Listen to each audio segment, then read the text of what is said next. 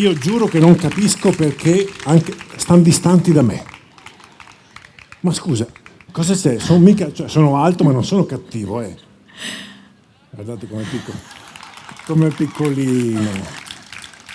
Cioè, in realtà lei è normalissima, lei. Grazie. Grazie. Scusa, ormai anch'io non resisto. Allora, partiamo da questo. Voi siete dei attenti osservatori e avete visto che io sono alto. Molto alto. Troppo alto. Talmente alto che in vita mia ho sempre mentito spudoratamente sulla mia altezza, togliendomi dei centimetri. Perché quando ero ragazzo, nelle feste, chiedevo alle ragazze: balli? No. Perché? Perché sei troppo alto.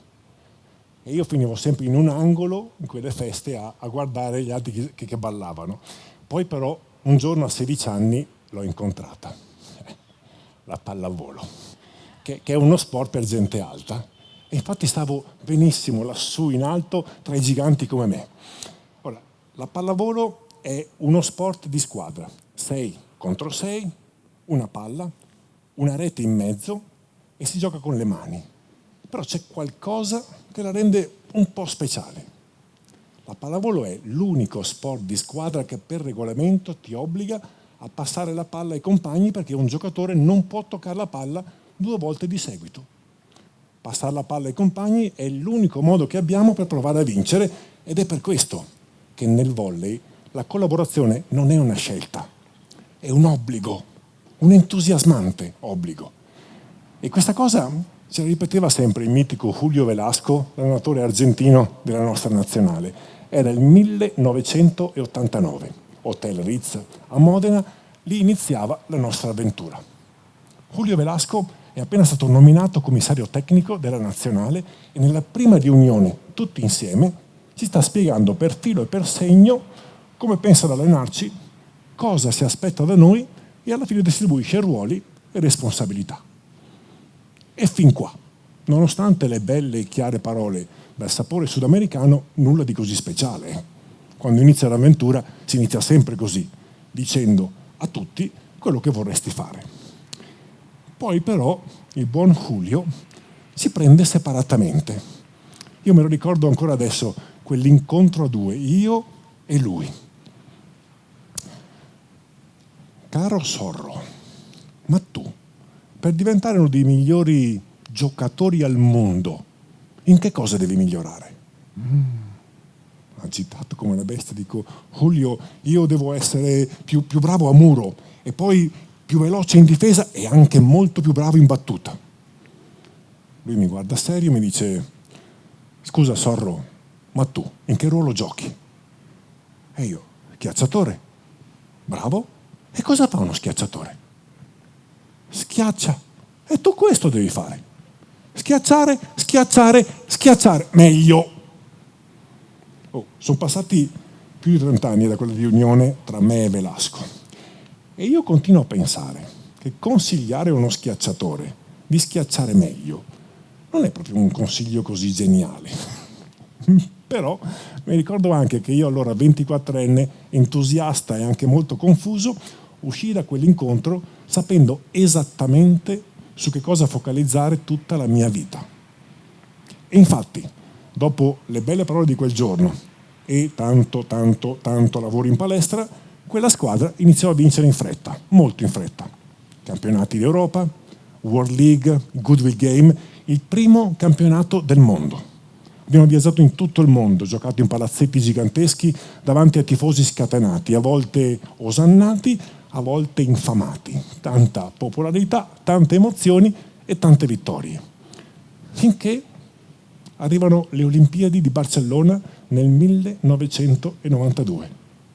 Noi siamo i campioni del mondo, il Dream Team, la squadra destinata alla vittoria. Ok?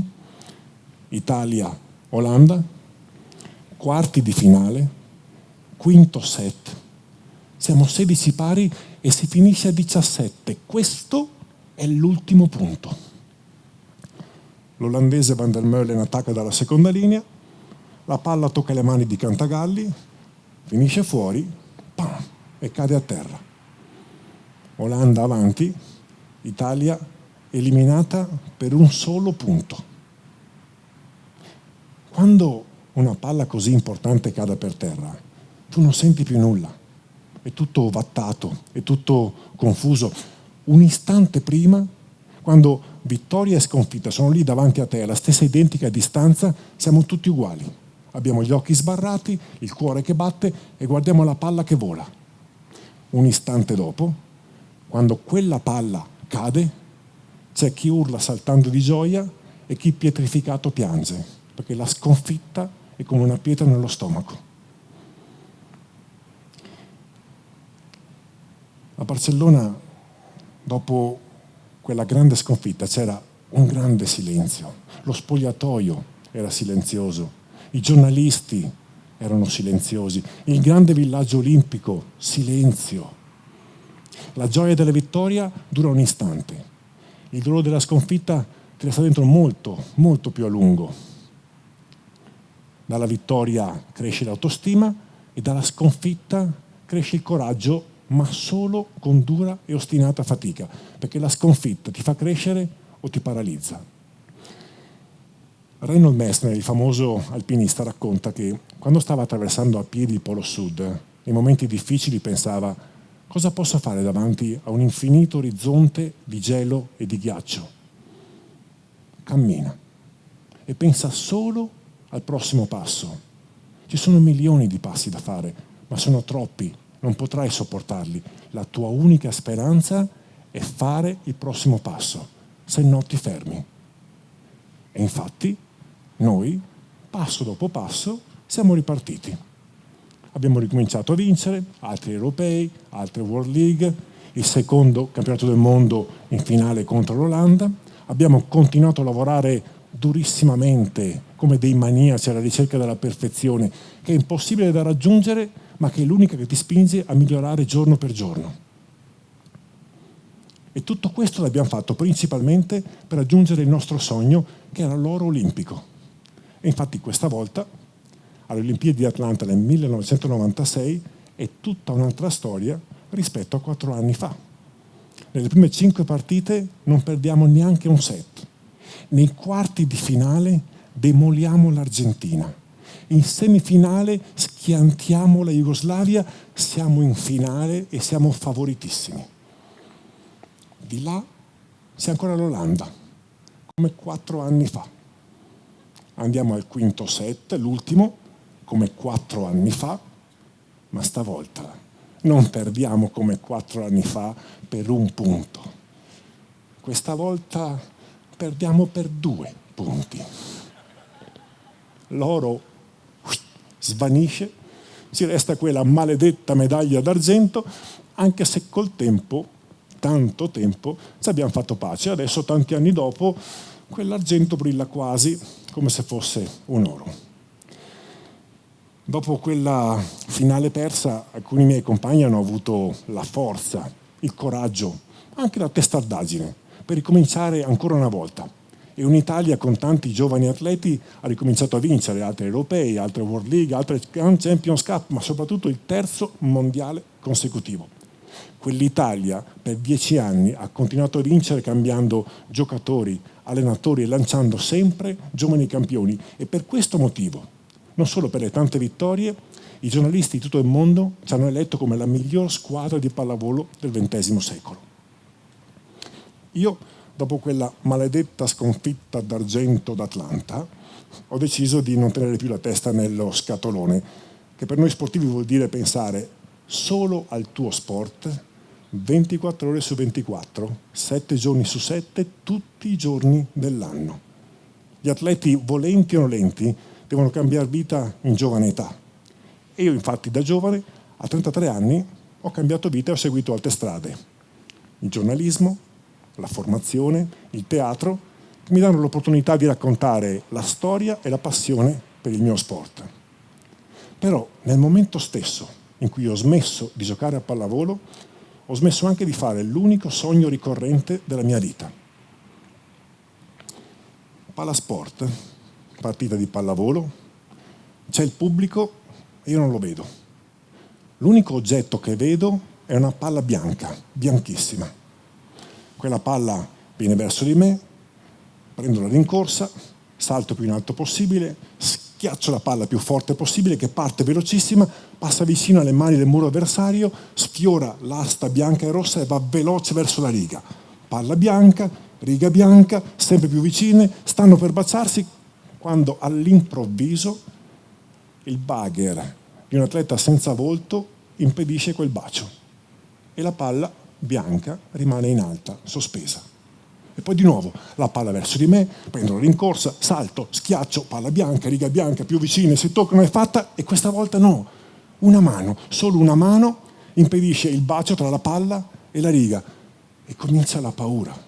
Quella palla non cadrà mai, è un ciclo infinito, senza fine, che non finirà mai, fino a quando mi sveglio sudato in qualche albergo, a qualche chilometro di distanza, da un palazzetto nel quale giocheremo tra qualche ora. A tanti anni di distanza, cosa mi rimane di questo sogno che non faccio più? La palla bianca nitida in un mondo confuso, la riga bianca e la paura di non farcela. La palla bianca nitida in un mondo confuso è l'attitudine dei grandi atleti di concentrarsi solo ed esclusivamente su un dettaglio, quello che si ritiene cruciale. Tutto il resto è distrazione, non esiste. E se esiste, deve scomparire.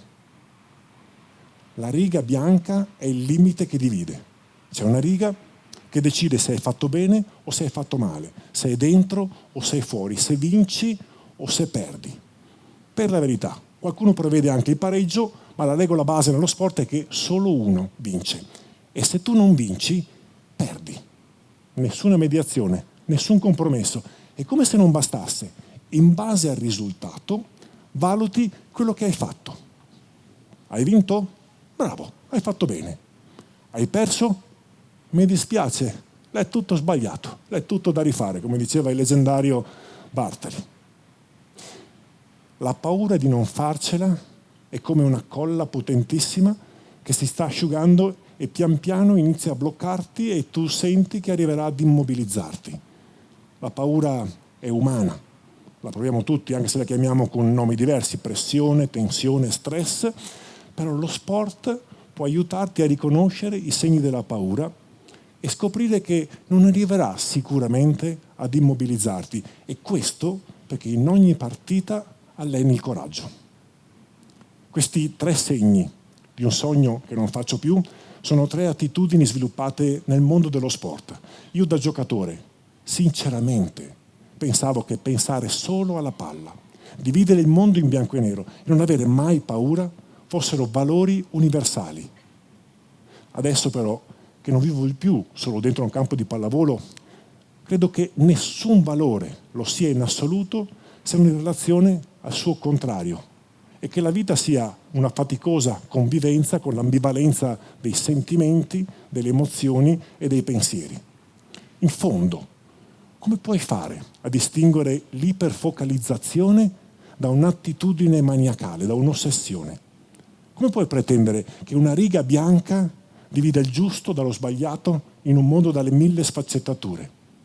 E quelle eterne battaglie contro la paura di non farcela, che lo sport ti obbliga a combattere tutti i giorni, forse non sono una guerra che puoi solo vincere o perdere.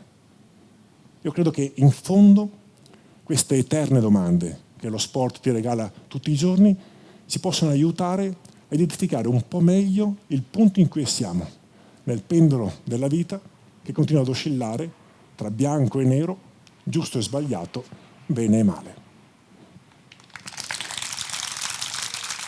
Grazie a voi.